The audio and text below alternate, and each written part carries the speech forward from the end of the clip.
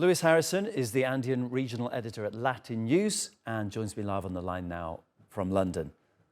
Lewis, the assassination of a presidential candidate, I mean, it really does sound quite hard to believe that this happens in the modern world. What's the reaction been like there in Ecuador, I should say?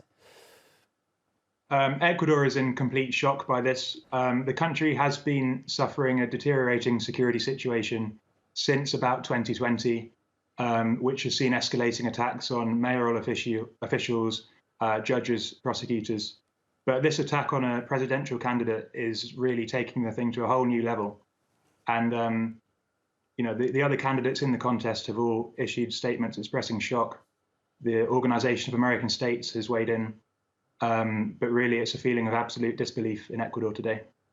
As I understand, the killer was shot dead in a shootout with security forces. Has any information come out yet as to who the killer was and what the motive was? So there's a few conflicting theories about this. Villavicencio was the main anti-corruption candidate in the election, and a few days before his murder, he claimed that he'd received a death threat from a criminal gang called Los Choneros, who are probably the #2 gang in the country. However, just a few hours ago, a video was released by another gang called Los Lobos, claiming to be from Los Lobos, and this gang also claimed responsibility for the murder. Now, interestingly, in the video, in which everyone's got their faces covered, the gang members say that Villavicencio was murdered because he didn't fulfill promises that he'd made to the gang when he received campaign funding from them. The figure in the video also then named Jan Topic, another presidential contender, saying that he would suffer the same fate if he didn't follow his instructions.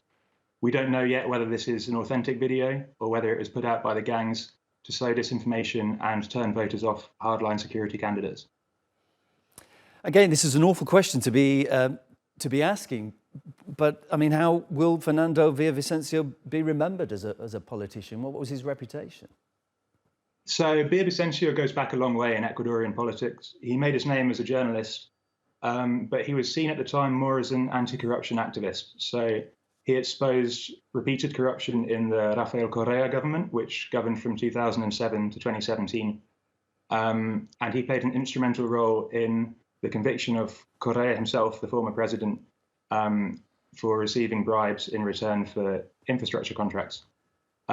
So he's made himself a lot of enemies over the years, but his most recent notoriety among certain groups probably stems from his campaign promise when he said that he'd make a register of the newly rich, he called them, in Ecuador, to investigate where people are getting their money from and whether it's linked to surging drug trafficking.